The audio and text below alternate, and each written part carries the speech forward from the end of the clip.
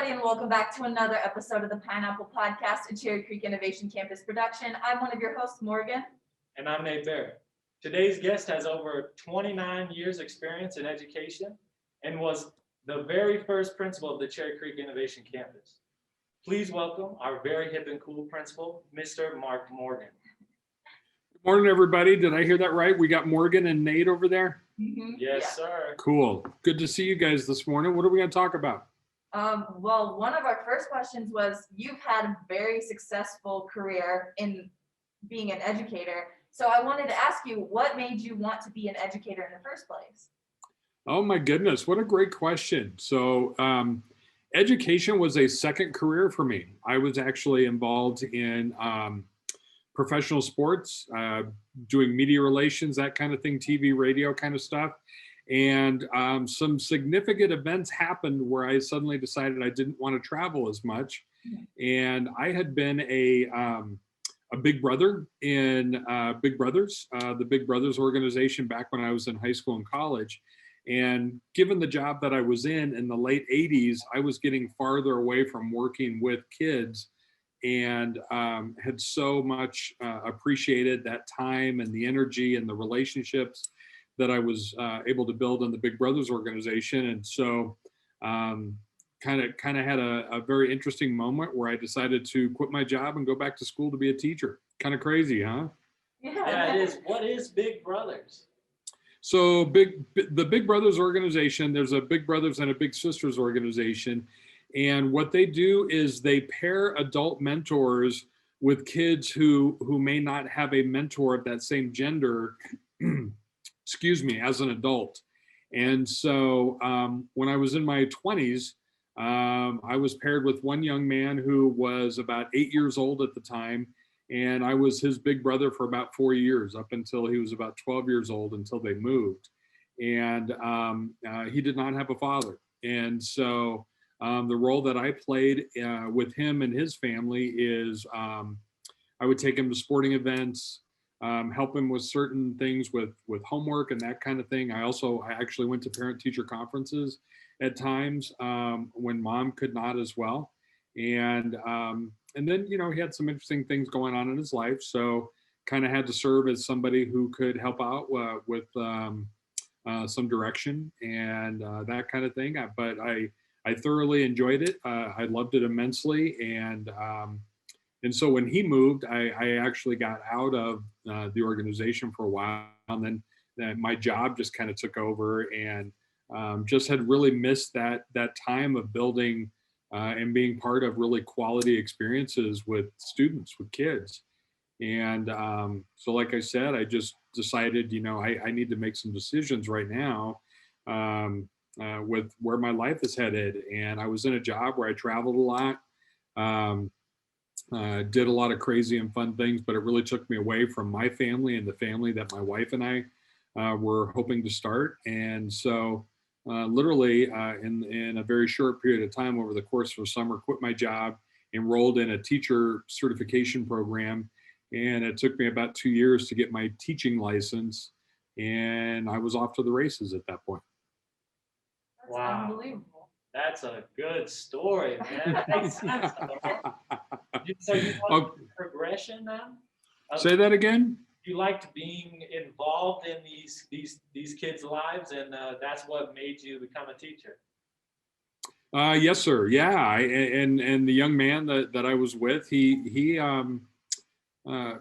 quite frankly had gotten into some trouble, and really found that the impact that he and his family had on me and my family with the work that we were able to do together. That was just something that I found really fulfilling, and something that, to be honest with you, brought a lot of joy to my life to be able to be that kind of a help. And education and working with kids, it's a very there is a total human experience with that, and brought a lot of joy, brought a lot of heartache. But again, it was just something that I found that's something I really wanted to dedicate my life to. And I was working with this young man and his teachers and assistant principal at the time too, and just found that that kind of process was something that I could see myself doing more long term. And so in your career, did you start out with younger kids and then work your way up to high school? I actually started as a middle school teacher teaching science, social studies, and math. And I did that for about 8 years, where I taught at the middle school level, both sixth grade, and I moved up and taught seventh grade for a while too. And then got my degree in education administration, and I actually applied to be, and I got a job as an assistant principal at an elementary level, and I did it for 1 year. And I quickly realized that those younger guys were probably not more in my wheelhouse. I like to tell a story that a kindergarten teacher one time asked me to watch her class, and in about 15 minutes, those kids were running all over me, those little 6-year-olds. And so I knew that I was, just having taught in middle school, I was more accustomed to that. And so after a year of being an elementary principal, I got very lucky, and I applied for a principalship at an alternative high school working with at-risk kids. And that kind of brought me back to a lot of memories that I had when I was working in Big Brothers, where I was now working with a much larger group of kids who were dealing with some difficulties. And I got the job as a principal of that alternative school in a small district 20 years ago. Yeah. So, yeah. And working your way up, did you ever know that you were going to be like the head of a school one day? Were you working your way up to be a principal? You know, when I got into education administration and got my degree, I never saw myself being a principal. I didn't know if I could really do that. And I would watch my principal at the time when I was a middle school teacher, and just didn't know if that was something that I could do full time. But, you know, I guess just like anything else, when you get more involved with things and you get to know what things entail, and you start to educate yourself and be in different experiences, you start wanting to have more of an impact and more of a leadership role, I guess. And so, you know, yeah, I wanted to put myself in that situation where I had more of an opportunity to hire teachers and evaluate teachers and oversee different programs and be able to start getting involved in that way. So it wasn't something that I started off doing when I decided I wanted to get into teaching. I didn't see myself becoming a principal, but for some reason, I just kind of found myself making decisions that led me toward that path. Oh, and so what is, because you've had a lot of experience being a principal, what would you say a principal is? What is your job? Oh my goodness, it's so funny. I've been a principal now in 5 different buildings, and each one of those jobs that I had as being a principal, they were all slightly different. So I would say at the CCIC, my job at the CCIC, so much more than any other job I was in before, was about outreach and education and promoting what we were doing. You know, at the CCIC, we were such a very different concept when I was part of this committee years ago that started thinking about building this kind of a school. And when I was lucky enough to get the job, I quickly found out it wasn't just some of the stuff that I had done before. I was having way more conversations with business partners, with universities and community colleges about how we could partner together.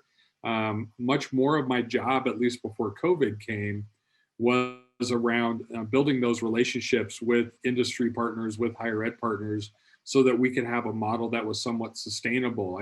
As you guys know, when you walk around our building, we have all this crazy equipment and all these really cool things that our kids get to play with. And those are very expensive items. And so really my role as the principal at the CCIC was to start building relationships with our teachers, with our industry partners and our higher ed partners, to where we could create something that was a little sustainable, to where our business partners could really help us out on the financial end, or on the end of loaning guest speakers, or on the end of giving us equipment or donating monies, that kind of thing, to help us keep this thing going as the years progress. So very different. You know, back when I was a middle school principal, it was kind of more of that traditional stuff. It was discipline, it was teacher evaluation, it was budget stuff, it was meeting with parents more. having that traditional parent-teacher organization and that kind of thing. So, that's what that job was. I mean, it was that traditional, what you imagine a principal doing, but then even when I got to be a principal for a number of years at a few different alternative high schools. And in that realm, my job was very different because I really got to be more kind of hands-on with students. It was more problem solving. It was more meeting with law enforcement, meeting with judges, meeting with social workers, rehabilitation clinics, that kind of thing. And so the job was just very different then too. I mean, in each role, I've always been able to hire and evaluate teachers, but kind of where that job takes you has really depended on the building that I was in. So each one of those 5 buildings I was in just so different than the time before. And I think, as you guys know, I'm getting ready to retire here in a few months. I retire at the end of the school year. It's like I'm graduating now, I guess. And to have spent my last 4 years at the CCIC, from truly before we ever even had land, before we even knew what we were going to put into the building, and to actually be here, be with you guys, be with these amazing teachers like Ms. Dunleavy. It's just a really cool way to end my career, because I really do believe what we do at the CCIC, what you guys do every day, this is the face of the future of education. Work-based learning environments, giving our kids an opportunity to try on different careers and different ideologies and different group sets of knowledge to kind of figure out. Sorry, that's my radio. To kind of figure out, as you guys are doing right now, is this what I can see myself doing for the rest of my life, and providing you guys experiences to where you get to know yourselves better, and hopefully save you some money to where you're not doing as much exploration as you get into college or whatever it is that you do after high school, trying to provide you those experiences now. So what a cool place to end my career. I would say that's probably the reason that we came back for a second time, was not only the people here, like the teachers and the staff are really awesome, but also just like the opportunity here. Like, it's just a different feeling than when you walk into like a normal high school. Like, it just feels like there's opportunity and that there's something different here. Yeah. Well, and Nate, I would share, the way you guys approach your education here. I mean, when I walk into class and I see you and Morgan and the rest of your class and what you guys are talking about and how you're treating each other, and the way you're getting yourselves prepared for life after high school, it is so cool to watch. I mean, it's great to work here, but it's also really cool just to walk in and just listen and watch the experiences that you guys have, because I would say, yeah, that's why we as staff keep coming back. That's why we all came back for year 2. It's because of people like you guys. I mean, it's so cool to just listen to the conversations that you're having with each other, the conversations you're having with guest speakers, the different things that you are planning in hospitality and tourism, the way you plan them, the way you manage your projects, the very specific kinds of conversations that you have to get from point A to point B. It is the coolest thing in the world to sit back and watch. I mean, the biggest thing, and with your parents, we all talk about this all the time. We all wish we had something like this when we were in high school. Yeah. I wonder, would I still be a principal right now? I don't know. If I had more experiences in high school where I got the opportunity to try on different things, you never know. I might have been a pilot. I might have been a chef. I might have been, who knows, an attorney. I might have gone into the medical world. I mean, there were just so many things that were going on in my head when I was in high school that I didn't even really know how to get started with it. So to watch you guys go through that process, it's a lot of fun. And I think it was my sophomore year, I was sitting in government and they came in and they said, hey, they're opening up this new school for all these different like careers you could go into. And I was like, I've never heard of that before. And for a second, I was like kind of nervous, thinking I had to know a little bit of something before I went into it. I had to have an interest before I even started. And then they mentioned hospitality, and that's working with people. And that's something I feel like at the time I really needed work in, and it was something that interests me. And so I signed up and I got an experience I never thought I could have. It was beyond anything I ever even fathomed. And yeah, one of the things that made me want to come back even during COVID was the way that everybody interacted with people. Coming up, Well, saying and hi, waving, all that.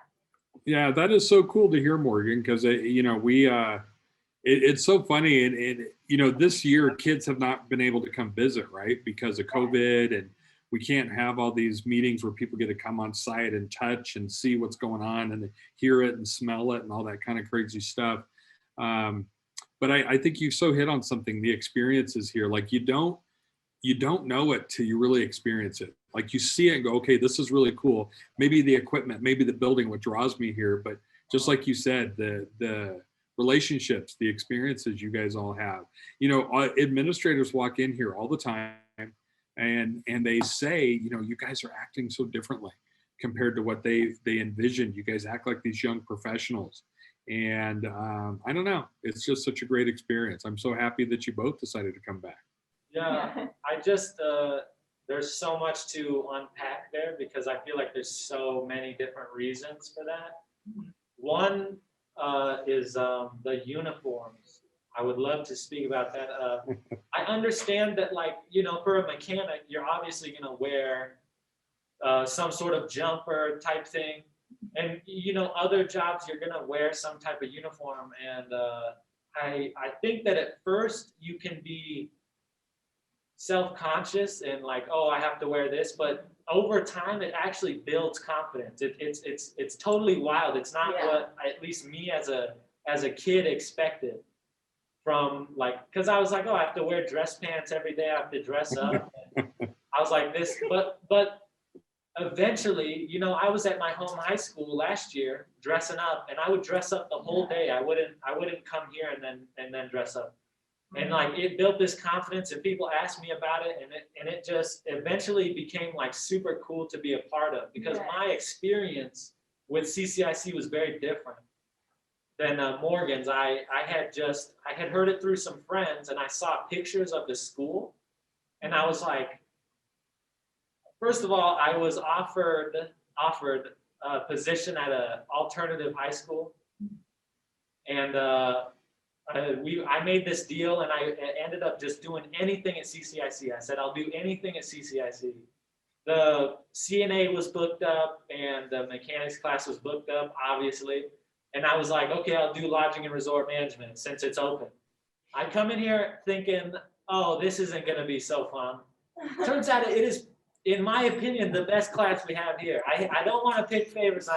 Obviously, you don't have to say it's your favorite class, because it is, but I know it's just amazing. This class and this program, like, you don't expect it, but you learn so many things, like so much more than just hospitality. You learn marketing, you learn how to run like an actual business, you learn how to be a better professional, to email, to do events, how to speak with others, how to collaborate. It's just, and like the classrooms, like you come in here and it's all open.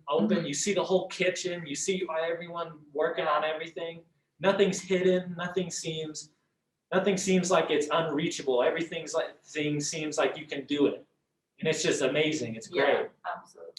Well, you both could be commercials. We need to get you into advertising for the CCIC, because you're perfect. Oh my God. So, well, one of the things you hit on were the uniforms, and I had to chuckle when you talked about that, because as a staff, when we were building the building, we came up with this great idea. What about uniforms? And if we really want to be in a workplace learning environment, and we weren't sure how the students would respond. Like, what happens if we say there's a requirement you have to wear uniforms, and everybody goes, no, we don't like it. So we were kind of like, okay, is this a risk? Yeah. And that's exactly what happened. Everybody, suddenly kids were like, I want to wear my uniform back at my home school. I want to kind of show off a little bit and show I want people to ask me what I'm doing at the CCIC. And then you hear these stories, and we do the same thing as staff. You guys see, I'm wearing something from a uniform just about every day. I'm not today, but most days I am. And I love walking into a store. I love walking into King Soopers or Kohl's or something, and I'm wearing a uniform from one of the pathways, and I hear students talking about it. People are asking you about, what is the CCIC and what's that goofy pineapple you have on your shirt? What's that about? Yes. And I love it. I mean, that is so what we wanted. We wanted you to feel like a professional, right? And then, you know, that brings it into a bigger conversation about the professional skills. As you guys know, the 30% of your grade is based on, you know, your, you know, leadership and how you are working in a group and wearing your uniform every day like you would on the job. And what I love is, I mean, if you were to walk into the Gaylord Rockies right now, or you were to walk into Shanahan's, a very, you know, or one of the other, a restaurant that works with us, you see people wearing the uniform of the place that they work in, and the confidence that it brings them being part of a team. You feel like you're a member of a group that's much larger than you, and so it's just so cool to see the way that has taken off, and we love it, and I love, you know, in my job I get to walk around all the pathways every day. Yeah. And I love walking into pharmacy tech where they're wearing green scrubs. Then I walk down into infrastructure engineering and they got the tool belts and the hats and the vests on. And then you walk down into hospitality and tourism and you see the white chef coats, the black chef coats, and in lodging and resort management, you see the pullovers and the very professional slacks and things that you guys wear to really mirror what you find in that industry. And auto, they've got their cool shirts that, you know, you can rub grease on, and same thing in aviation. So it's just so cool to walk around and see all these different industries come to life at the CCIC. Makes it a lot of fun. Yeah. And another thing I've noticed that I used to, around like the first month of coming to CCIC, I used to have to wear it to school because I had it in the second part of the day, and I kind of like covered it up. And now I walk out, like I kind of strut. Yeah. I tend That's to awesome. strut when I'm confident. Yeah. Like when I'm like, yeah. So I definitely always strut into a store when I'm wearing my uniform. I love that. I'll let you guys know a little secret too. So you know, we have central administrators in our district that I call it the Headshed. You know, they work up there and do all the fun stuff they do. Well, you know, they love to wear gear from all of our schools, right? I mean, they do. But I can tell you the uniforms at the CCIC, those are like the hot commodities where, you know, you'll see our superintendent, Scott Siegfried, he'll be wearing a shirt from advanced manufacturing, or you walk in and see an assistant superintendent wearing a pullover from business services, you know, or wearing, you know, our assistant superintendent for special education, student services. He wanted, when people were allowed to come and pick something, he wanted a chef coat. So he wears a chef coat, a CCIC chef coat to work every once in a while to kind of show props to the CCIC. And I just love it. You know, I smile when I go into meetings around our district and I see people wearing our gear, and it just makes me proud. Good stuff. And so now that you're retiring, how are you feeling about that? Are you gonna, I think you're gonna miss it, but how are you feeling emotionally? You know, Morgan, that is such an interesting question because like every day it gets closer, and I thought I'd be a lot happier. You know, I thought I'd be giddy about, you know, hey, getting ready to retire, but there really is this bittersweetness to it. You know, my identity for these last 4 years has been so closely linked to the CCIC. I mean, it really has been. I just see myself as the principal of the CCIC, and a lot of other things are kind of more secondary. You know, this place just kind of consumes you. And so the thought of not being here with you guys every day at this school is really strange to me. You know, I mean, Ms. Dunleavy and I, you know, your teacher in there, she and I built this building together. And, you know, we used to sit in meetings 4 years ago where we were all scared to death about whether or not we were going to pull this off. And so the collegial bonding that forms, you know, the relationships that you have with the people who have been doing this with you since the beginning. I mean, that's really hard to walk away from. It really is. And you get to know people and their families. I get to know our students and their parents and their siblings, and to not naturally be a part of that group anymore come June.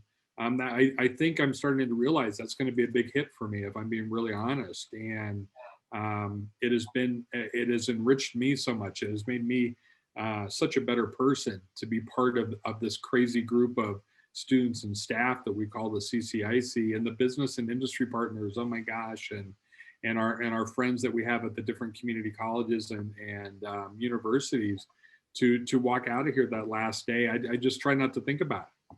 Yeah. And I will definitely enjoy my retirement. I got some fun plans with that, but just to walk away from this and to not wear that uniform every day, that's going to be weird. That's going to be really, really strange for me. Yeah, like you said, it's like a part of your identity now. Oh my gosh, it is, and so anyway, I will definitely have to find other things to kind of fill the bucket for me. But yeah, it is very bittersweet. And so what could some of those things be? Let's lighten up the mood. What are some hobbies, Mr. Morgan? I almost don't want to show my age here. So I have taken up pickleball. I don't know if you guys know what pickleball is. That generally seems to be a sport for people more in my age bracket. And I'm going to return back to playing some golf. I'm really excited about. You think? That's great. Yeah, but I also, my wife's going to continue working full time. And so I'm really excited to be kind of more in a role where both of us aren't working full time, where I can kind of, I joke around being a house husband a little bit. I would enjoy kind of having some experiences with that. But I've also, I have found a couple groups that I'm excited that I will be volunteering with. In fact, I just spent some time with those folks again this past weekend, but I'm also going to get involved with the group that's going to be helping volunteering, delivering food to elderly people who are more housebound, and making sure that their groceries are getting delivered, that things are getting put away in their homes for them, kind of checking on them. And so I'm excited to kind of volunteer in that world, and just finding some ways to still connect with people. So I got a lot going on. I got my older son has a little dog, Roxy. She's not so little, but I think I'm going to be on grandpa duty with watching Roxy a lot. When my son and his girlfriend, they work full time, and I'm going to be living in fairly close proximity to them. So I got some fun things lined up. Well, even in retirement, you're an inspiration, trying to go out and volunteer, help people. You're a helper. Considering you're an inspiration to everybody at this school, what's some inspiring words you'd like to share with the future leaders? To future leaders, I would say the biggest thing that I could share with people about leadership is that dive in head first.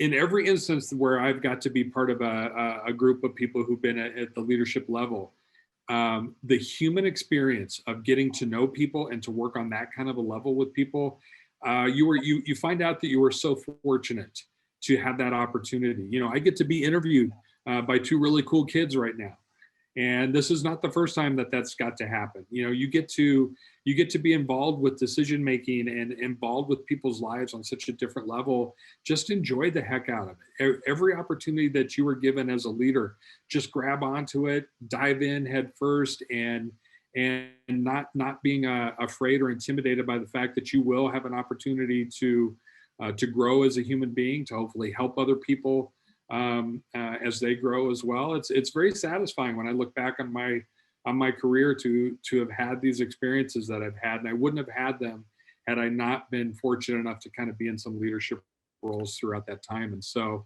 just enjoy the heck out of it, and don't look back. Rip the rear view mirror off. Don't need to look in that thing. Just full speed ahead with any experiences that you can get yourself into. Hello, everybody, and thank you for watching this week's episode of the Pineapple Podcast, where we got to sit down and talk with our principal, Mr. Mark Morgan.